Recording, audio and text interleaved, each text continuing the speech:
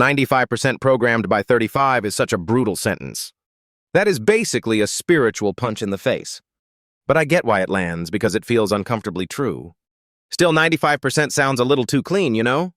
Humans do love a terrifying percentage. What he is really saying is that repetition runs the show. And that is harder to argue with than the exact number. Because yeah, people become their routines and then call it personality. That part hurt a little, not gonna lie. The wild thing is how he frames the body as a loyal employee. Like it is not betraying you, it is just obeying the script. So the villain is me, which is annoying. But the idea of habits becoming automatic does make total sense. Riding a bike, speaking a language, even scrolling at night. Unfortunately, sugar at midnight is also a mastered skill. That one felt personal in the room, I think. What I liked is that he did not say habits are bad. He said they are efficient, and efficiency is the trap. Because the same machine that lets you multitask also locks you in. And then he drops this thing about consciousness as the observer. That is where the philosophy gets spicy. Because the second you say, observe the program, people nod like monks. Then they still order the fries at 1 a.m. Observation is not always intervention, tragically. But metacognition is a real thing, and that part matters. The moment you notice the pattern loses some power. Not all of it, obviously, but enough to matter. I kept thinking about his idea that people can be addicted to stress. That is such an uncomfortable thought. Like the bad job, the bad relationship, the same complaint loop.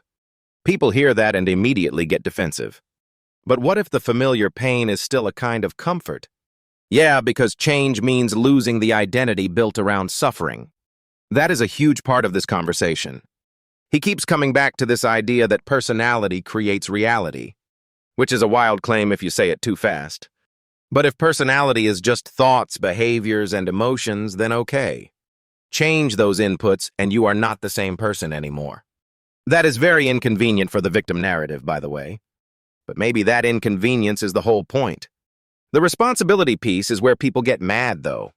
Because if I create my life, then I have to own the mess. And nobody wants to be emotionally audited. Absolutely not. People want the parking space miracle version. But his argument is more like, stop waiting for the outside to save you.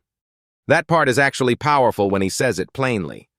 You cannot wait for wealth to feel successful or love to feel love. That line hits because it exposes the dependency. Like the body is begging the future to arrive first. And he flips it. Become the feeling before the evidence shows up. Which sounds dreamy until you try doing it for real. Then your brain is like, nice try, clown. Yeah, your old self is not going quietly.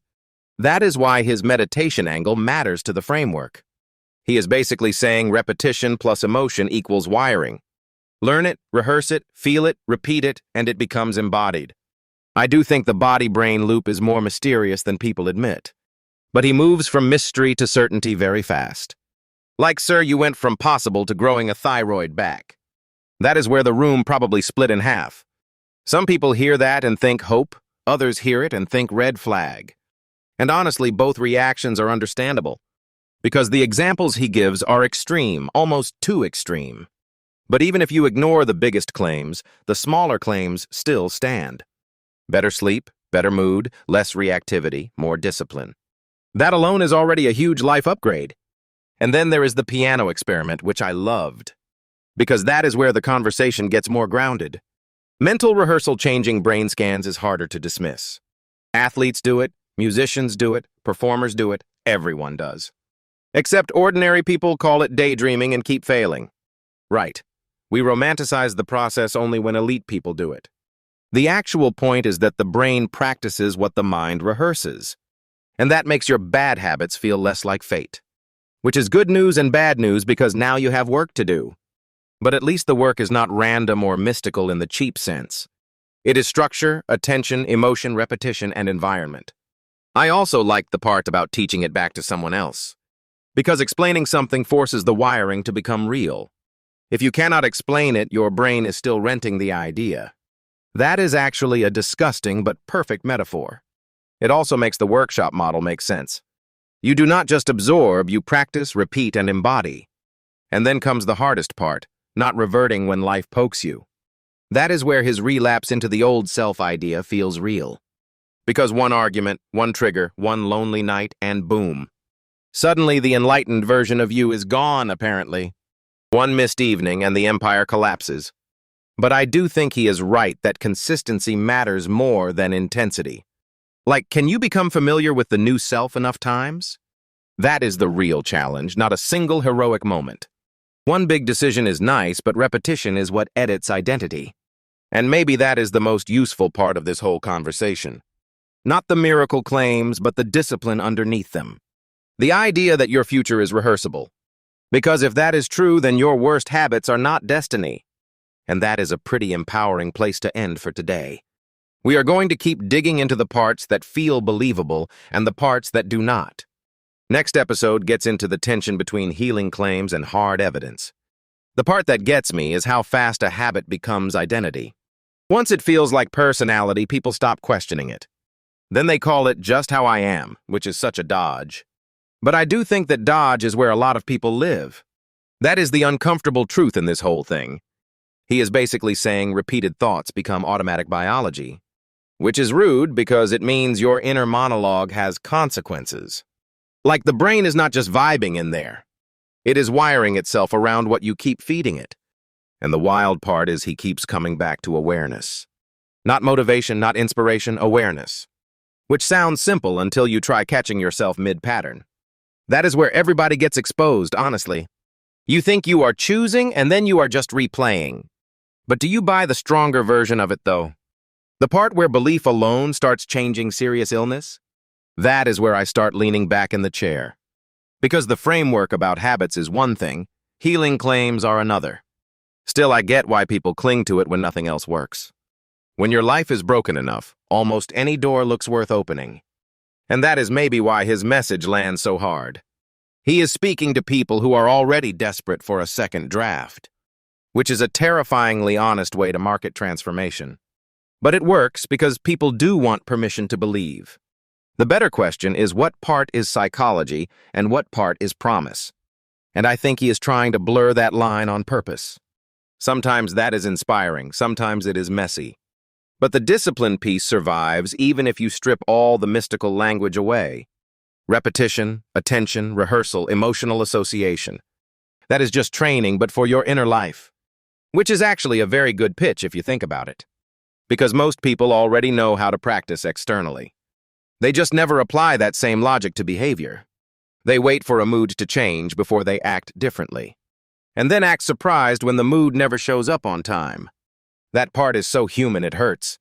What I liked is his point that a new reality needs a new personality. Because that is actually where people get stuck. They want the result without becoming the kind of person who can hold it. Which is why New Year goals die by February. February is undefeated in destroying ambition. But the deeper issue is that identity protects comfort. Even miserable comfort, which is the real scam. People will defend the pain they know with their whole chest. He is basically saying the old self is addictive. Not just the bad habits, but the whole emotional loop. The guilt, the blame, the little story you tell yourself. The weekly subscription to your own suffering. That is depressing and accurate. And I think that is where the self-responsibility argument gets spicy. Because people hear responsibility and think punishment. But he is framing it as authorship, not blame. Even so, that is a hard sell when life has genuinely hurt you. If you were betrayed, fired, abandoned, or sick, this talk can sound cold. And that is the tension I cannot ignore. Because yes, some people need agency. But some people also need tenderness before they need transformation. Maybe both are true at once. The meditation and rehearsal piece is the least controversial part to me. Athletes do it, musicians do it, performers do it. Of course, the brain changes when you repeatedly imagine and practice. That is not magic. That is conditioning with better branding. Very expensive conditioning, but still conditioning. I also think the teaching it back idea is smart. If you cannot explain it, you probably do not own it yet. That is true for almost everything, not just spiritual stuff. But then he jumps from learning to huge biological claims very quickly. That is where my eyebrows start doing their own workout. My eyebrows have a stronger evidence standard than I do. Still, I do not want to throw out the useful part because the claims get big. The useful part is that people can interrupt themselves. They can notice the pattern before it fully takes over, which is a low bar, but apparently a revolutionary one. Honestly, yes. And once you get that, the rest becomes a practice problem. How do I rehearse better choices before the moment arrives? How do I make the new response feel familiar instead of heroic? Because heroic usually lasts until the third bad day. Then everybody goes back to being a raccoon in the kitchen at midnight. That is why the emotional angle matters so much. He keeps saying you have to feel the future before it happens. That sounds airy, but the mechanism is actually practical. If your body only knows stress, it will keep selecting stress. If you teach it calm, gratitude, or wholeness, that becomes available too. Maybe that is the real gift in this whole conversation. Not that thoughts are all powerful, but that attention is trainable. And if attention is trainable, identity is not as locked as we think. That is the doorway I want people walking through, preferably without needing a dramatic crisis first. Because waiting for collapse is such an expensive teacher. I think that is where we should leave it for now. The big debate is not whether people can change. It is how much of that change can be trained before life forces it. That is the question, and it is a massive one. We are going to keep pushing on the miracle versus method tension next. Episode 2 gets into where belief ends and evidence has to start speaking. The wild part is he treats a thought like a physical event. Most people treat it like random background noise. And that is the whole argument, honestly. If repeated thoughts become biology, then personality is not sacred at all. That is a terrifying sentence for anyone who loves excuses. But wait, he also makes it sound almost too editable. Like, just notice this program and suddenly you are free. That is where I start leaning in and leaning back at the same time. Same, because one part of me loves the agency. The other part hears, congratulations, it is all on you now. Exactly, and that is where people start sweating. His thing about habits being useful is actually the strongest part. He is not saying routine is the enemy, just unconscious routine. That distinction matters a lot. Because if habit itself were bad, nobody could learn anything. You need the body to automate some things or life becomes impossible. Imagine consciously remembering how to walk every morning. Bro, breakfast would be a research project. His point is that the same machinery that builds skill can build self-sabotage. That is the uncomfortable mirror here. Because then complaining is not just a mood, it is a practiced identity. And some people have been training that identity for years like it is Olympic-level work. Honestly, elite consistency. Where I think people resist him is the trauma piece. He says even severe early trauma does not set the limit forever. And that is where a lot of people will say, hold on, easy for you to say. Because some pain does not feel like a habit, it feels like a wound.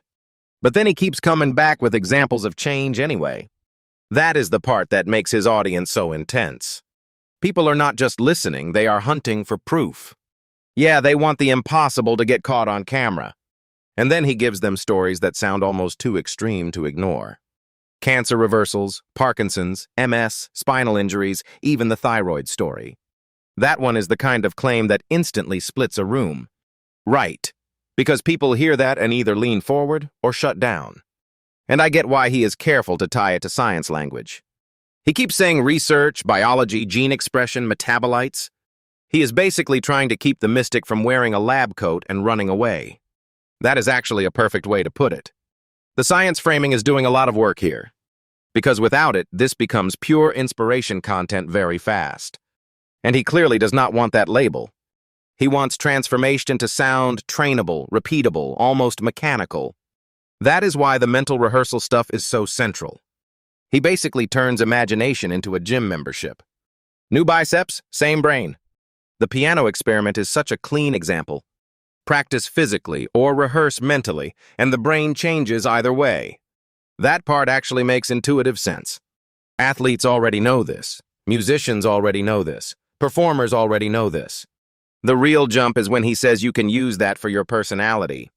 Not just your backhand, your character. Imagine training kindness like a forehand. But that is exactly what he means by rehearsing the future self. The recurring loop is thought, choice, behavior, experience, emotion, then back again. It is a closed circuit until you interrupt it. And his claim is that most people never interrupt it without pressure. That is the ugly truth in a lot of self-improvement stories. People wait until the crisis makes the old self too expensive to keep. Then the diagnosis, betrayal, or burnout becomes the opening. He does not love that model, though. He clearly prefers intention over collapse. And that is where the responsibility conversation gets spicy. Because as soon as you say creator, people hear blame. They hear, so every bad thing was my fault. But he is drawing a distinction between causation and participation. Like, if you keep defaulting, you are still authoring something. Even passivity is a choice, which is annoyingly true. That sentence should come with a warning label. He keeps returning to the same core problem, same personality, same reality. If you do not become someone else, you keep producing the old world. That is a dramatic way to say change your habits. Dramatic, yes, but also memorable as hell. And memory matters because repetition is his entire mechanism. He is obsessed with making the new self familiar. Because unfamiliar feels unsafe, even when it is better. That is why he says people cling to self-pity and the story of the past. The past is emotionally expensive, but at least it is known. The future requires effort, which ruins the vibe. It really does. What I found interesting is his line that belief itself can decay during the day. People meditate 3 times because they caught themselves not believing anymore. That is such a human detail. It means change is not one heroic moment, it is maintenance. You do not become transformed and stay untouched forever. You have to keep re-entering the state. That is probably the most realistic thing he said all episode. Which is funny, because the rest sounds borderline magical. Borderline? He is sprinting at the border. And yet the emotional logic is clean. Feel the future before it happens, or keep waiting for the outside world to move. That is basically the fork in the road he is selling. The question is whether people can do that without lying to themselves. Because there is a thin line between vision and delusion. And he thinks the line is whether your body starts matching the belief. Not just mood, but behavior, attention, repetition, and regulation. In other words, no free spiritual vacation. Nope, you still have to do the reps.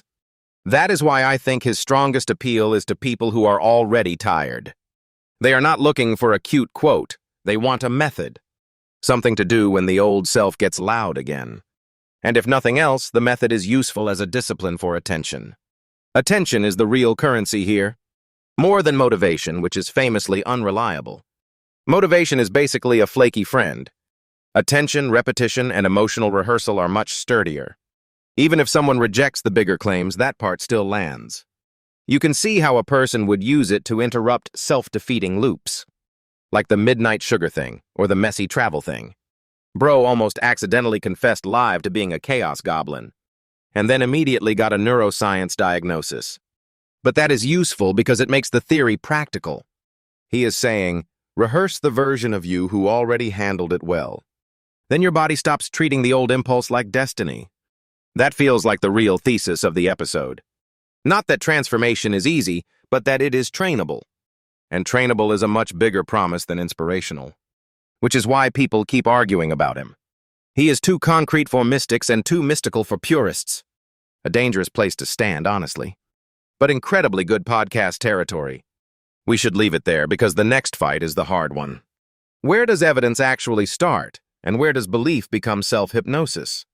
That is what episode 2 is really going to test. We are going straight into the miracle versus method problem next. And that is where this gets really fun.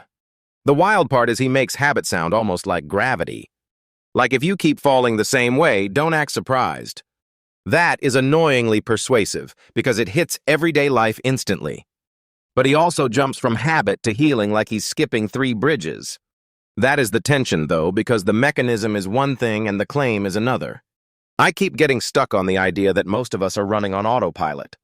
Which is rude, honestly, because it means half our personality is just old repetition. Nobody wants to hear they are basically a highly decorated routine. But the part I actually buy is that repeated emotion becomes identity. Like if you complain long enough, complaining starts feeling like your actual self. And then you defend it like it's a family business. Still, when he says thoughts can make you sick and make you well, that is a huge leap. A huge leap, but not a random one, because stress absolutely shows up in the body.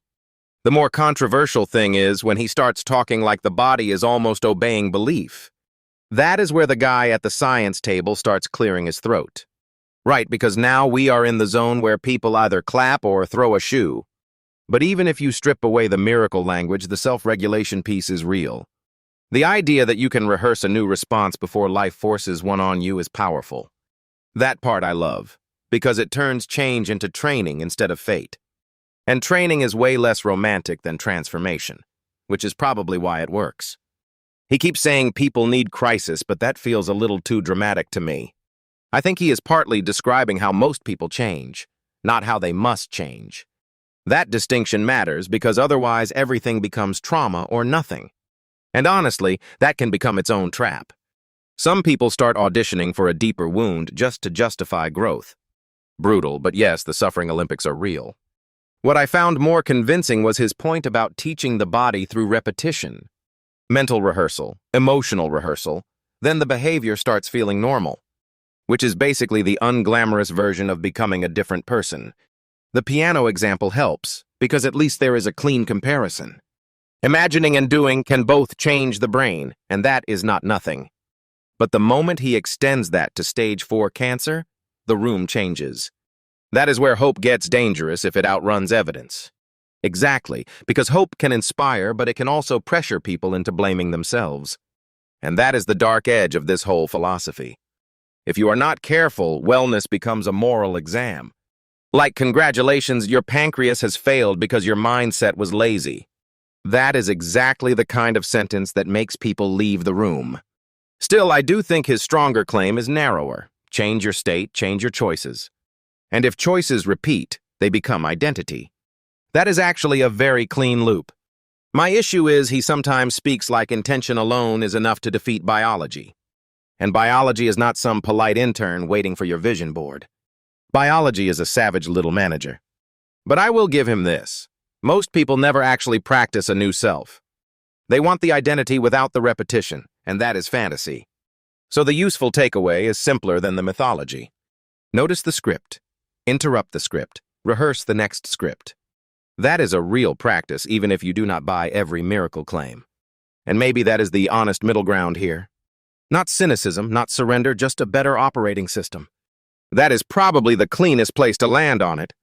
Next episode, we have to sit with the line between healing language and hard proof. Because that is where this gets properly messy. And that is exactly where we should go.